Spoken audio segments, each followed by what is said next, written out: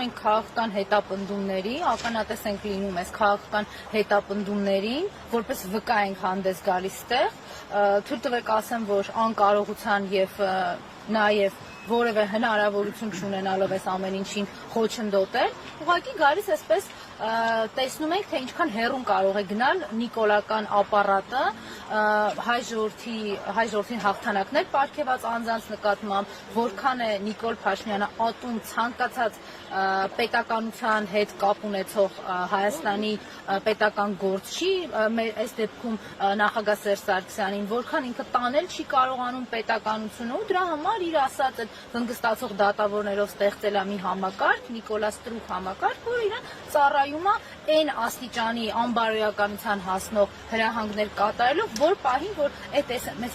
SMS-ի մեջ կլինի այդ անբարոյականության հստակ հրահանգը տրված։ Իրենք շատ պարզ մեծ բանաձև են առաջարկում, դրանից անդադար ցնցումների մեջ են ընկնում, որ ասում ես, բայց ըստ էության ճշմարտությունը հենց դրա մեջ է, դրա համար տանել չեն կարողանում։ Իրենք հայ ժողովրդին առաջարկում են հետևյալ բանաձևը։ Այն ընթացքում,